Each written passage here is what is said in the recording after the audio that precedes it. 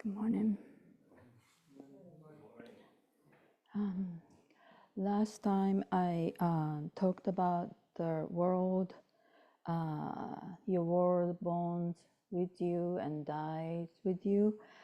And then I received a question, does it mean, so I used the metaphor of looking at the glass from your perspective and different person's perspective. And then my friend asked me, does it mean like if there are 8 people, there will be 8 glasses, and then if they all die, there will be no glasses? There will be no glass, but that's not what I meant. So your version of the world, with your particular perception, would no longer exist when you are not in this world. So that's what it meant. Just example of another the world idea is like this last week, Sagan and I and Sawyer are sitting in the morning zazen. At the morning, after the morning, 2 period of zazen, we do a robe chant. And then, I was sitting over here, Sagan was sitting over there, and then Sawyer was sitting over there, and then Sawyer is a Jikido who started the chanting. So he started the chant, Dai, Zai, get up, Puku. So, and then as soon as he started, Sagan looked at me like, funny. And then that morning, as a head student, I do a morning jundo, the greet, with wearing okesa.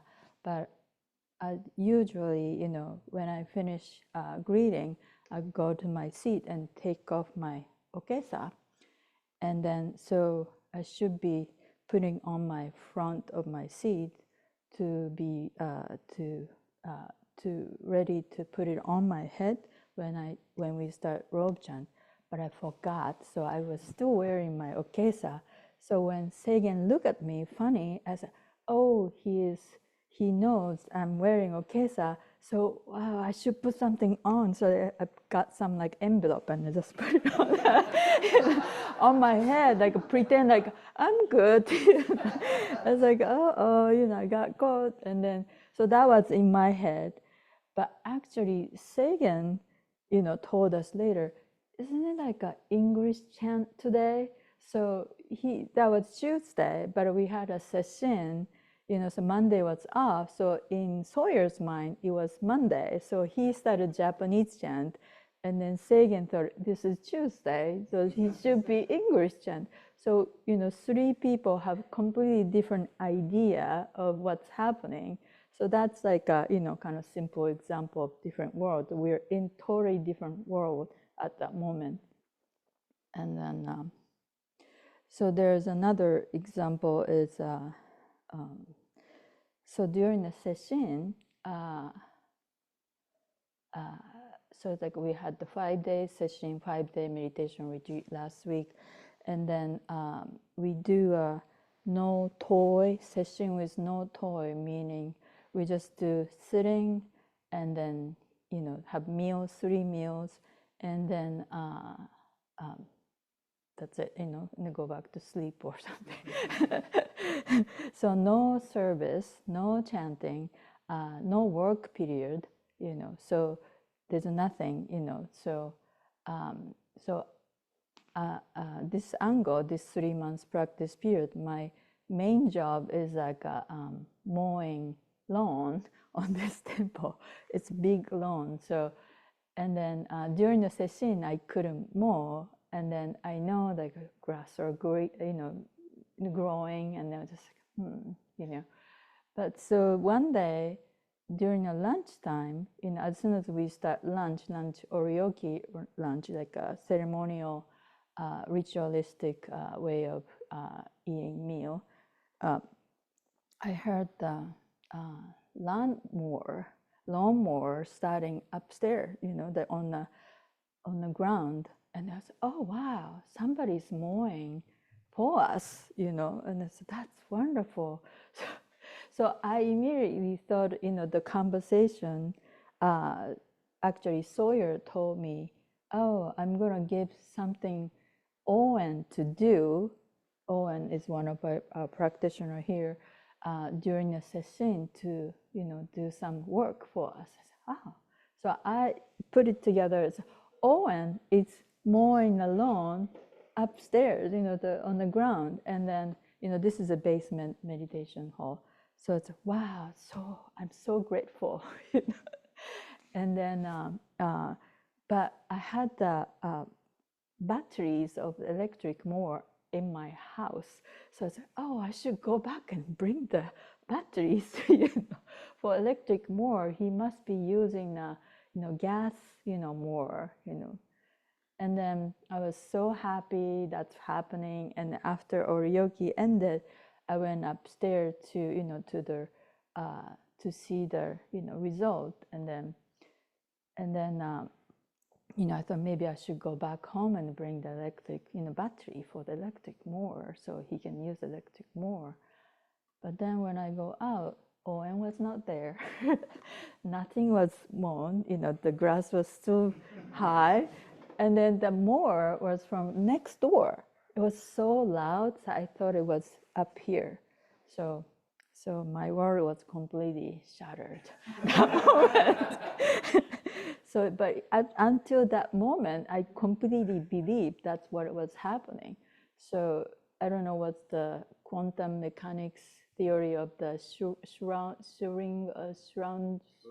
Schrodinger's cat.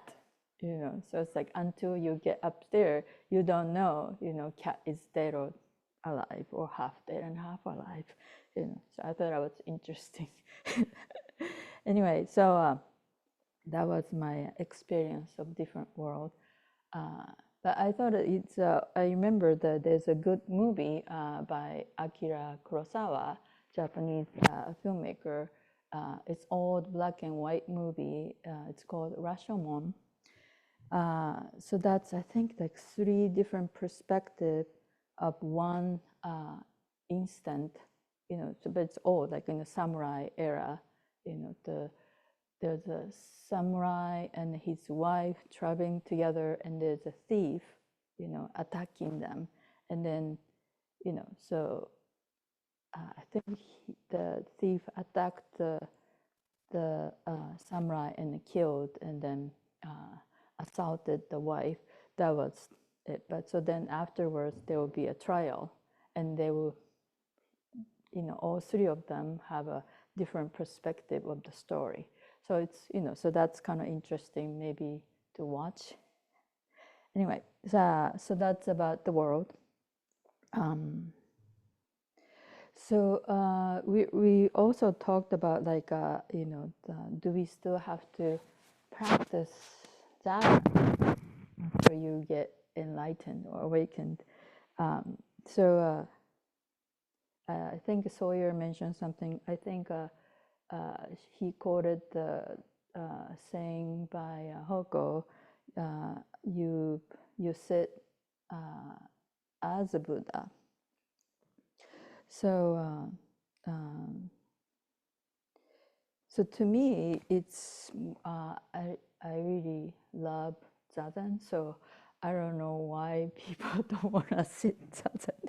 So to me, it's it's more clarifying, refining, and then sort of like when you sit and just dropping all the thoughts and mind and body, just so wonderful.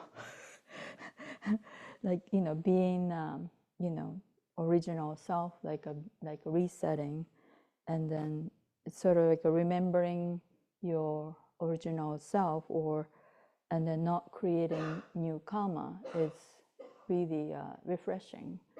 And then so I feel like the words zazen is good for nothing.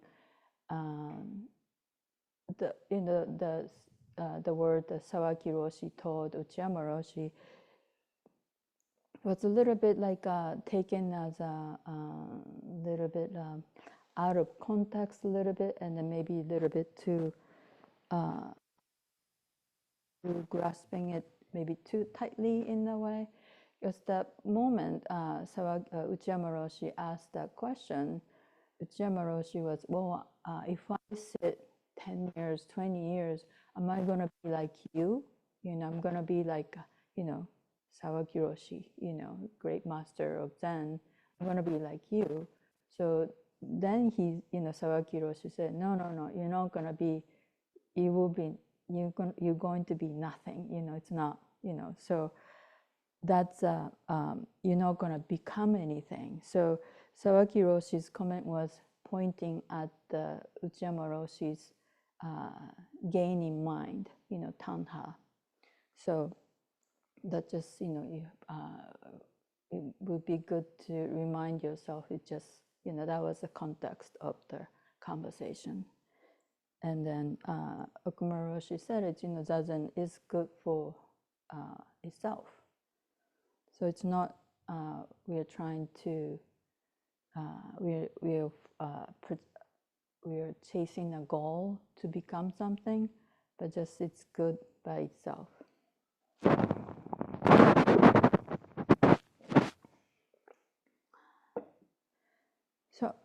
So today, what did I say? What is it? Practice suchness. Practice suchness and know yourself in nirvana. Something like that, yeah. So, suchness is, I think maybe it's interesting concept or idea, or maybe it's hard to understand, or maybe. Anyway, so usually suchness is explained as the way it is, as it is. So, or like letting things as they are. Yeah. So, during the session, I had sort of like when I was sitting, I had this sort of insight came to me, and then the insight was, all experience is just experience. So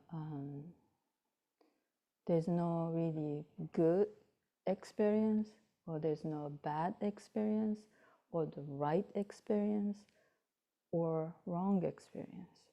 So it's just experience is just experience. So I thought that was, to me, that was like an aha moment. It's like, is that right? So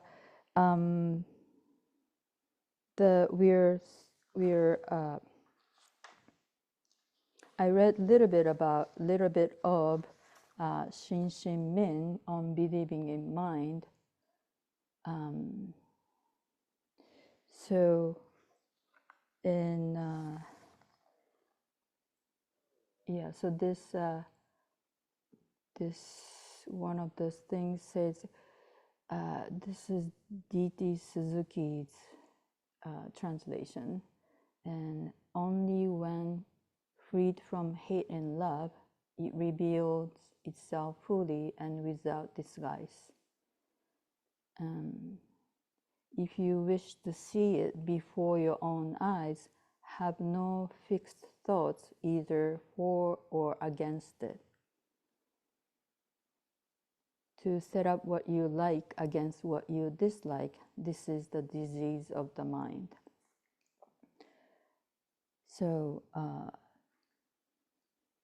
and then there's another one. This is from the Teller Best website. So if only you do not pick and choose, the supreme way is not difficult if only you do not pick and choose, neither love nor hate, then you will clearly understand. Be off by a hair, you were as far from it as heaven from earth. If you want the way to appear, be neither for nor against. For and against opposing each other, this is the mind disease. So I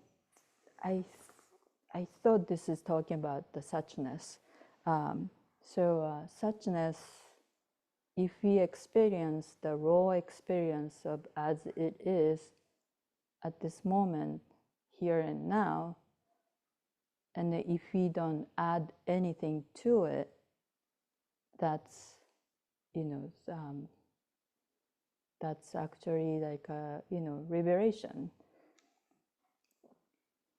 When you add something like good and bad, likes and dislikes, I like it, no, I don't like it, or this is good, this is bad, that's the,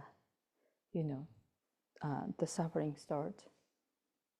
But it is possible for us to experience the experience as it is, any moment and any place. So that's what I mean by that is nirvana.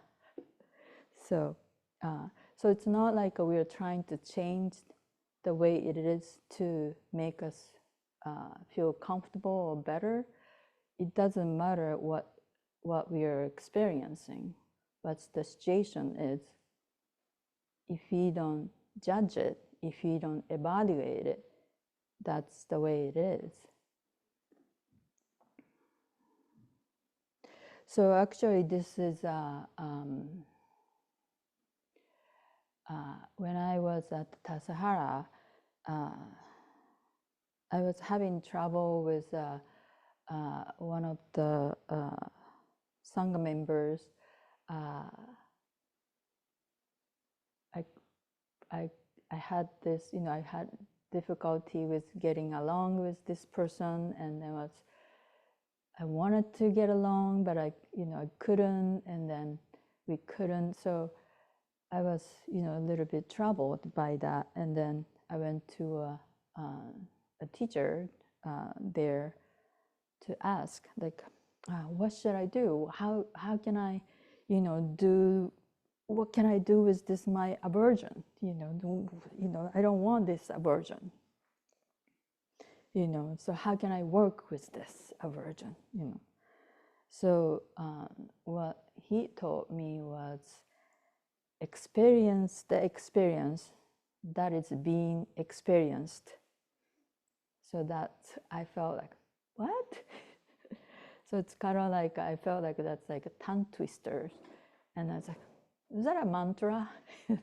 So I was like, that sounds like a mantra, but I didn't really quite get it. So I was like, okay, experience the experience that it's being experienced. Experience the experience. It's like I don't really understand what you're trying to say, but this is the only thing he said. So I think he was also talking about the suchness. So I was struggling with my aversion that I'm judging myself of having this feeling and thoughts.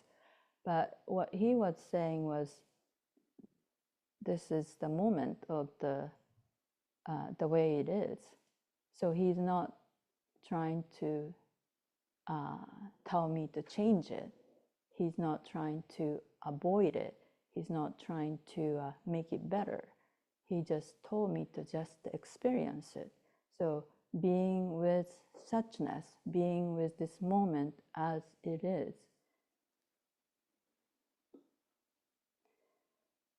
So of course, I'm not there anymore, and then I'm not being with this person. I have much more better perspective, and then I feel more forgiving to myself and forgiving to this person too. But the point is, any experience, if you don't evaluate it, if you can sort of like you have this urge to evaluate, urge to judge, if you can see it, and if you can sort of like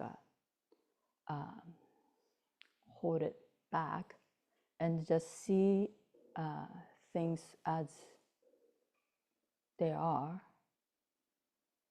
that's the great way of living. Better, I think, is more less suffering.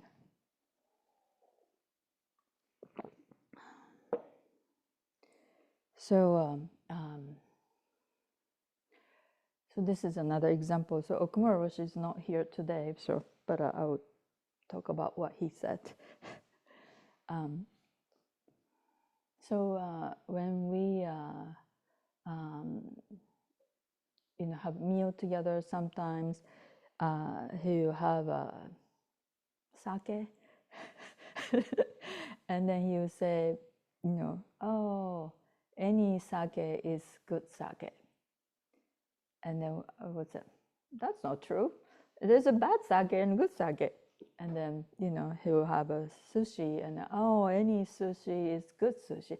Well, you never been to New York, or there's a better restaurant, there's a better sushi restaurant. But so what he's talking about is this suchness. So he has no resistance. So everything he receives is he's not judging. He's saying it's good, but he's just saying, he's just receiving it without resistance, without judgment, without evaluation. So that is, the way to not create the struggle. So when you evaluate and judge, you started to struggle with the reality of as it is.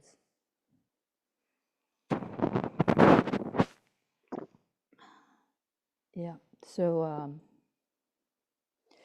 I think the Hoko said of Okumura Roshi, like he has no resistance. So if you don't have any resistance to the way it is, you have no struggle. So I think this practice of suchness is probably, to me, probably it's not so easy. So I think the Zazen practice is it's sort of like, so when we do Zazen, we just dropping mind and body and just, just be with whatever comes up. So that's the way it is, So we are actually practicing the suchness as we sit Zazen. And then I think to me, it's just really good practice. Like I told story about my cat piercing my finger, but I didn't have any resistance. So even though, I saw it like, slow motion piercing her, canine tooth piercing my finger, and then there's a pain, but there was no grasping or pushing away. So, and then there was no struggle for me. And then that was really like a surprise gift, or like a surprising experience. But I'm not saying, I can't live that way for, all the time. And then after that, realization or like insight that I had during the session last week, Nathan, who I was living with, he was staying at my place I'm staying, and then we had an argument. So, so by the way, so I'm a student practicing. So it's sort of like, I have like a learner's permit, like, so I'm not a professional teacher, so, bear with me. Okay, so also like I thought that there's another point was picking and choosing. So both this, okay, so this one says, the perfect way knows no difficulties except that it refuses to make preferences. And then this is D.T. Suzuki. And then the Terabis, the translation is the supreme way is not difficult if only you do not pick and choose. So I thought it was interesting about like choosing, picking, choosing, and selecting. And then I stumbled onto this talk by Krishnamurti, and then he gave this talk 1956, September 14th in Hamburg, Germany, fourth public talk. So he gave a talk, and then one of the audience asked him question.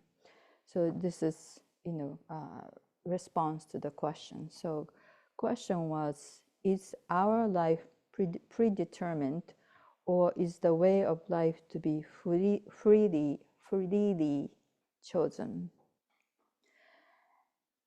And then, so I'm not really interested about like, life predetermined or not determined, but I was, more interested in his response about choosing or not choosing. So Krishnamurti answered, so long as we have choice, surely there is no freedom. So that's interesting idea. Like we all usually think opposite. We need to have a choice to have a freedom. So he's saying opposite. The mind that is capable of choosing is not free, because in choice there is always conflict, conscious or unconscious, and the mind that is in conflict is never free. Our life is full of conflict. We are always choosing between good and bad, between this and that. You know this very well.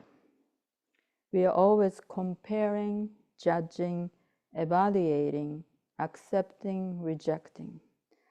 That is the process of our life, which is a constant struggle, and the mind that is struggling is never free. But in going into it very deeply, you will also find that you can be free from all this conditioning. As a German, as a Catholic, as a Hindu, as a believer or non-believer, you can be free from it all. Then you will know what it is to have an innocent mind, and it is only such a mind that can find out what is truth. So I thought that was very interesting idea. So not choosing. So, but I thought like, this innocent mind, I feel like maybe it's close to when we were younger. We're not choosing, we're just receiving. And I feel like I was happier. And then, so my experience of choosing, of not choosing, or freedom from choosing. So I was at the Tassajara Monastery for 6 months. And then my preference is I do not want to wake up early. But like, you know, at the monastery, you wake up like 4:30. 4:30 is the usual wake up time. And then when we start like a full practice, that was in end of September, Eno at that time, Ashley, asked me like, would you like to be in a doanryo? So doanryo is like doing a ceremony, you know, like do all ceremony and chanting and then ringing bell and then hitting the hand like a wooden, you know, the plate, plaque. So in order to be a doanryo, you have to wake up earlier than everybody else and then stay up late because you have to sort of like clean up in, you know, after everybody leave and just, you know, clean up the altar. So you have to stay up a little late, you know, stay in the zendo a little bit later, and then you have to come to zendo earlier than everybody to set up. So I said to Ashley, no, I don't want to. This is my first, you know, practice period at the monastery. You know, I've been to like a different temple, but even it was small temple, so you know, it's not like Tasahara. So there were like 40 people there in the fall and 50 people there in winter. So it's more feels like official. And then I don't want to wake up early. I don't want to, you know, take it easy. You know, I don't even know if I can survive 3 months here. You know, so you know, okay. So, but then I ended up becoming Anja. Anja is a caretaker for abbot or abbess. And then, so Anja actually have to wake up earlier than doanryo. So Anja's job in the morning is like go to abbot's room, cabin to make a tea, you know, get hot water from the tea area and then bring it in a big thermos to the cabin and then make fire. That was my job. And then do laundry and then cleaning, you know. So the abbess was Mako, and then so Mako had 2 cabins because she couldn't sleep on a tatami mat, so she has another cabin. So I had to clean 2 cabins, and then I had to wake up earlier than everybody, and also maybe, I don't know, maybe I stay up a little bit late because I had to, you know, be with Mako a little bit. But so ironically, so that was the job I got. But since I had this job, I feel, you know, I have a responsibility to wake up because I have to be there for abbot, abbess. So I was able to wake up. And then, so in the morning, so usually people wake up like 4:30 was a wake up bell. So I wake up 4:10, you know, just, but when my alarm goes off, I had to get up right away. There's no time for negotiation, you know. Maybe I can sleep 5 minutes, but if I sleep 5 minutes, I'm too late. So just, you know, alarm goes off, get up, go to get hot tea from you know, put in a thermos, go to cabin, you know, make a tea, make a fire. So that was my job. So and then as I start doing it, you know, every day, and then because I didn't have time to argue with myself, you know, I don't want to, why do I have to do this? And then it was totally fine. So I realized that my thought of I don't like waking up early was not that true. And then if I don't really fixated on my thought, and then there was no problem. So the next winter practice period, I said to Ashley, I can't do doanryo. So I kept waking up earlier than everybody else for the both practice period, fall and winter, and then it was fine. And then actually, I felt like freeing and liberating in a way to,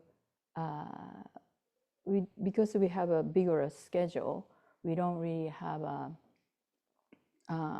much freedom in a way, freedom of choosing and the freedom of wanting and not wanting, because there's only maybe a couple of hours of break every day, and then that time you have to do either take a nap or go to a bathhouse to take a shower or take a bath or do laundry or have a little snack. So that's the only things you can do. You don't have anything else you can do, and then that's these takes time to do in 2 hours. So so actually, but that I felt really freeing. It's because I don't have to think about, oh, what should I do today? What do I have to do? So it was actually I felt like a lighter, because not too much like a burden on myself about, oh, there's much more like a space in my mind, like freeing. So like in the morning, my single job is just go to Zendo and hit a bell, just one, purpose of that moment. And then that was really liberating for me. So it's interesting experience that I had. I thought like, usually like, if you have more choice, you're more free, but actually my experience was opposite. Now I'm staying at one of our Sanga's house, Mark's house, and then he has Netflix and Amazon, and I have a lot of choice to watch movies. So that's my struggle right now.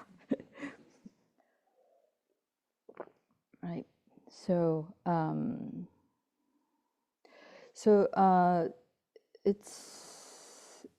thought it's an interesting way of living with not choosing, or like having freedom from choosing. So now I feel like used to be like I tried to, when I tried to make a decision, I was like, oh, pro and con, and then, okay, do more research and get more information, and then, even just choosing a rental car, like, which company is good, what's the reviews, and then how many stars they have, and, so those, that's the usual, way of picking and choosing for me. But then now I feel like I'm sort of like shifting my way of living by letting life show me the way. So sort of like going along with life, like following the total dynamic function of the whole life. So the life will show me the way, and then I follow life, instead of like me, individual self, is picking and choosing. And that was actually difficult and more struggle than letting life show me the way, and then I follow that way. So that's maybe, you need more patience, and then, and it's probably strange to many people, because when I came here in April, came back here in April, I didn't know what I'm going to be after the practice period, So, and then my friend was, "You don't know what you're going to do after 3 months?" I said, "No, I don't," So, but I know life is going to show me the way, how or where I'm going to, be, or how or what I'm going to do. So, gradually, the life will show me this way and that way, and then I decided to stay in Bloomington to practice more with this Sangha. So it takes some patience and then trust or faith in a way. So just sort of like being with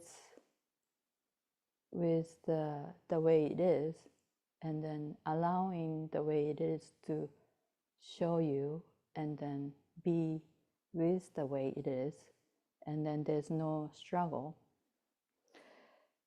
But it's not really, maybe not easy, but it's easy if you allow it. So I think I want to make it short this time, so we have work to do.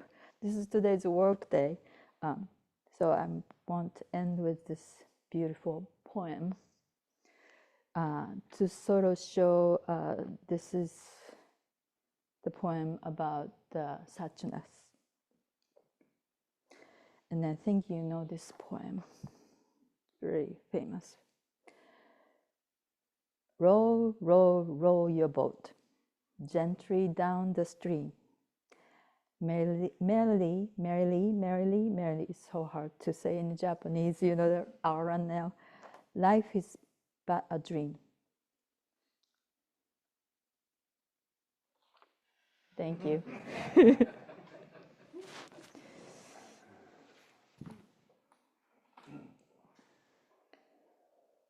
Questions or comments?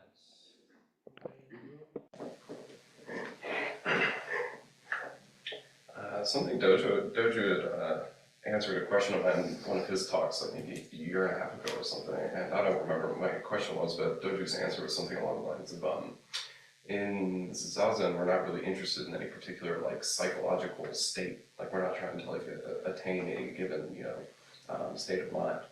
And I was really confused when I had heard that, because that sounded very different from me than we're sitting down and trying to open the hand, right? It seems to me if we're not aiming for any psychological state, then what's the purpose of opening the hand? What does that try to do? So I've been kind of puzzling with that over a year or so. I think the kind of idea that I came to is kind of maybe in addition to what you've been talking about today, Esho, which is even in the process of us picking and choosing and being annoyed and being irritable or being really happy or getting attached to whatever experience we're having, there's suchness in that as well. We don't have to, my idea was, and I wonder what you think, that's when I'm, talking, we don't have to cast aside, whatever our mind just wants to do in order to be in touch with the suchness of even that kind of evaluating, discriminatory process. Yeah, I wonder what you think. I wonder what you think. Oh. Well, if that's what you want, that's fine, it's okay. just, Thanks, yeah, I mean, but, yeah, so it's not we're always, this is the way it is for you, right, that moment, if, so that's the way it is for you, and then, Sometimes. yeah, so, Well, maybe a more succinct way to say it is we can be at peace with not being at peace, Yeah. Yeah. That's good. Yes. I can add a little to that. Yeah. At the Recovery Dharma group, we're always talking about why we do zazen and what's involved there. And of course, there's people that are really troubled within the group. And one of the things that I come to in my own life, my own practice, is being able to relax with my discomfort. And it's kind of a weird phrase, but to me, that is the practice of life, because there's always discomfort, whether it's physical or mental. But being able to relax with it, and then you're able to see it for what it is. So that's kind of along the lines of what you're talking about.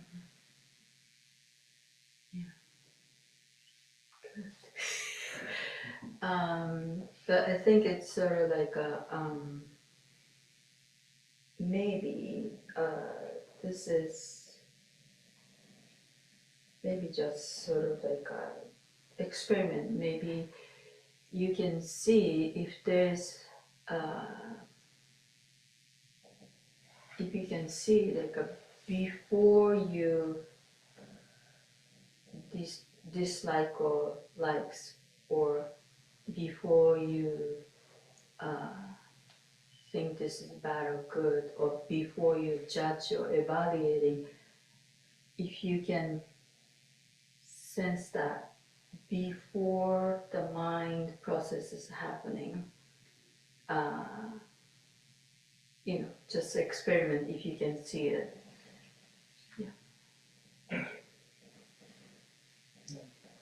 No, I'm not going to do anything too weird. There's a story I love. So Link Rose and Bobby Rose, they used to be married to each other, as you might infer from their name. They're both high-profile Zen teachers. Who? Link Rose and Bobby Rose. They're Link- in the quantum school. Oh, okay. Okay. Koan school. Yeah. Ring- Quantum. Huh? Quantum. Korean. The Korean. It's a Korean lineage. Korean dinner. So neither one of them are Korean, but they're ordained in the Korean lineage. Oh, okay. And Link Rose is the abbot at the Indianapolis Zen Center. Link Rose. Link Rose, yeah. Yeah. In fact, some of his calligraphy is upstairs in the office, the Buddha calligraphy. Anyway, he was reading one day when he was still married to Bobby on the believing mind. He gets to the point of not picking and choosing, right? And just as he was reading that and reflecting on it, Bobby says, "What do you want for breakfast?" And he says, "Whatever." And she didn't accept that as an answer. "Well, that's nice. Now what do you want for breakfast?" I mean, yes, there's not picking and choosing as a state of not state mind, but then there's picking and choosing. And so how do you work with this, that the liberated mind does not pick and choose, and yet we pick and choose?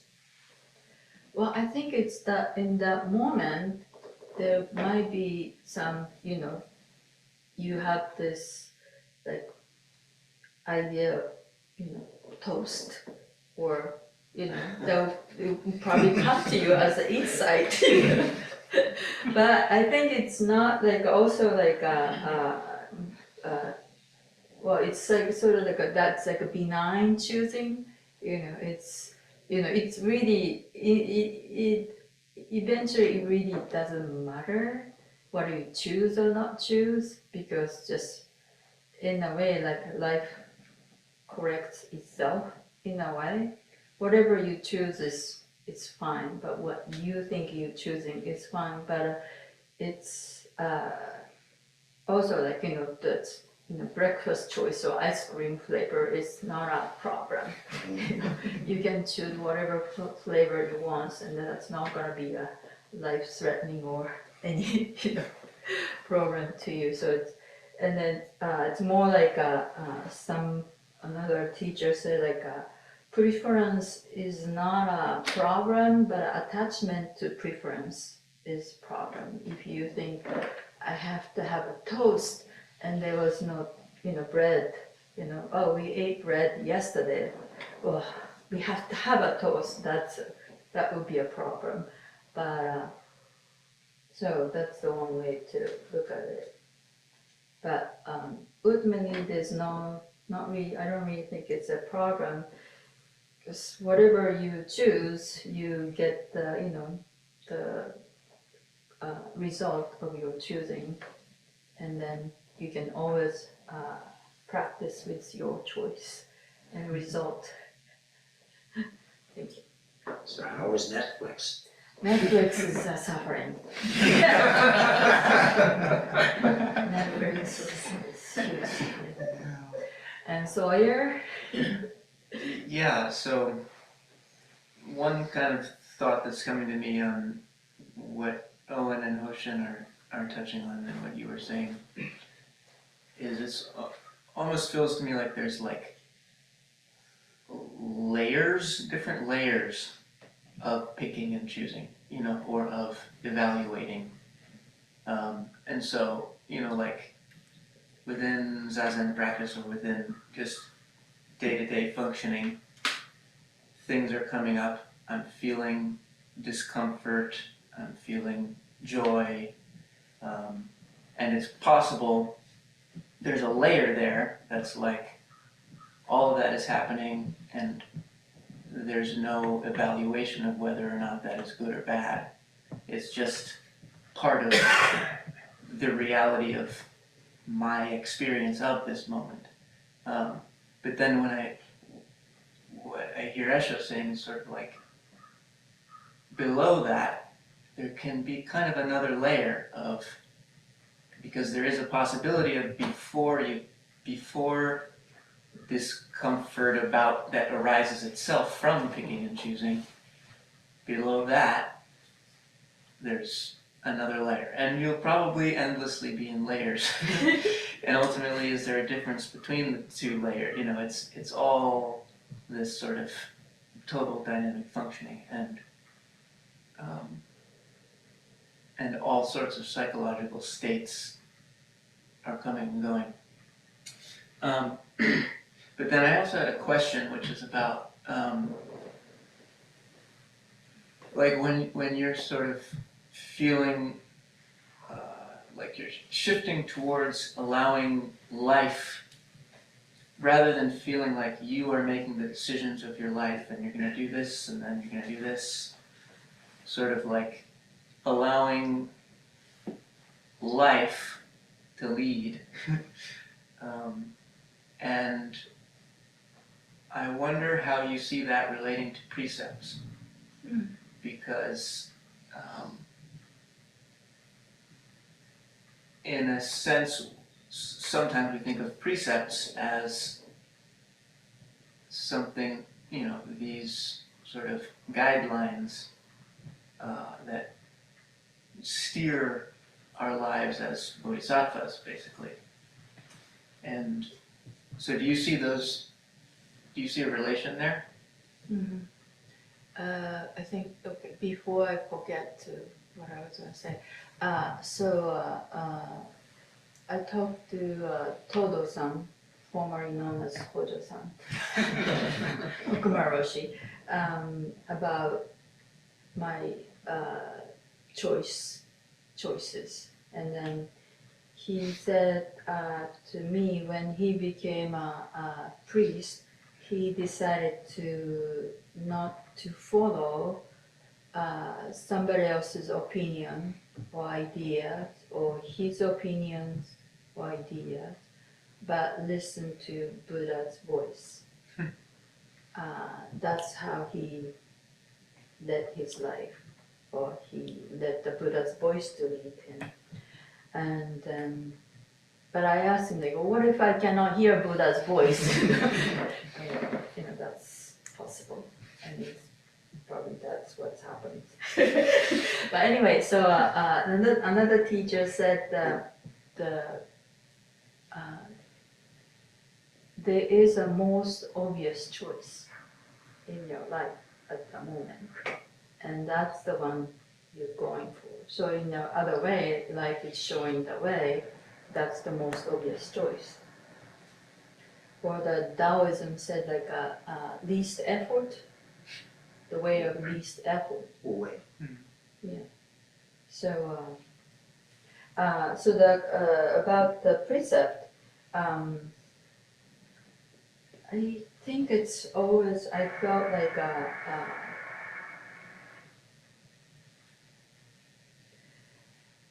if you are a bodhisattva, or I feel always like I always felt that way. Like precepts are for the individual self, who are still struggling, and then we need a guidance. But the bodhisattva, so the precept is the way bodhisattva is already living. So bodhisattva or Buddha is not thinking about precept. So that's how they live, that's their life is. So, so you can see them, how they're living, and then, so that's it. They're not really thinking about, oh, I have to follow the 16 precept, oh, I have to, so they're not really thinking that way. That's the way they live. So it's very different way of living. But also, in the dangerous part is like any religions or any spiritual teachers, so-called, after they said they're awakened or enlightened or became a master, they sometimes do some questionable things, and then so that's why I feel like we need to keep practicing and sitting and never say like I'm done. So it's fine point.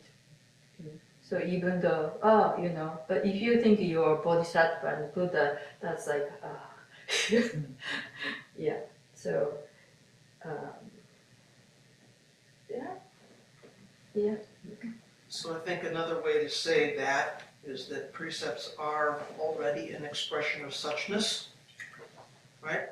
Mm-hmm. So if we're living according to suchness, we're already living according to precepts. And if we're following precepts in that way, we are living according to suchness. So it doesn't become a personal choice.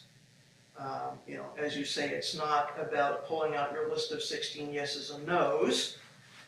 It's about saying, in general, I'm living according to Buddha's way. I'm living according to suchness. So those two things are both expressions of the same thing. And then it stops being about, I need to choose this or that. So, as you said, the problem is not making a decision. The problem is not we should never make a decision, because right action is an important part of our practice. So if we'd never made a decision, we could never take action. If we couldn't take action, we wouldn't be doing our bodhisattva work. So the problem is not that decision making is bad, right? It's what's the basis for decision making, and are we attaching to the outcome? Exactly. So that's just a summary of what you said. I didn't add anything to what you said. Thank you. The cliff notes. That's the cliff notes of what Esho said.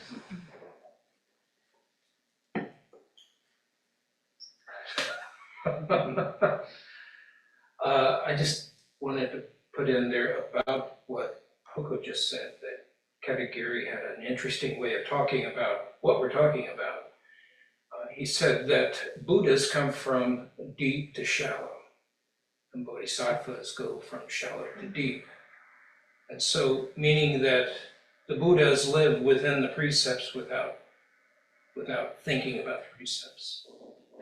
However, the bodhisattvas have to live the precepts to show the precepts to lay people. So that's a kind of an interesting way, I think, of looking at Where did you get that? that. Diamond category. Oh, I see.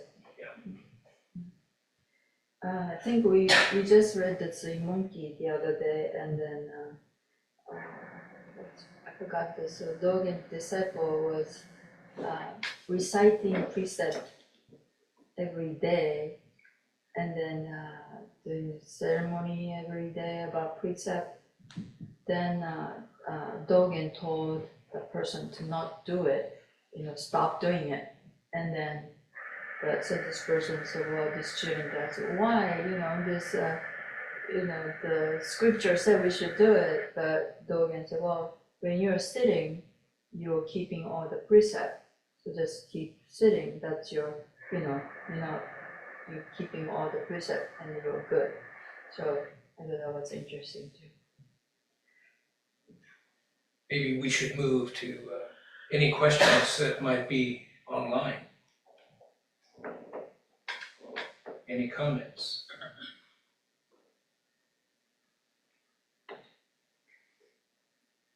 Is there anything else in the room?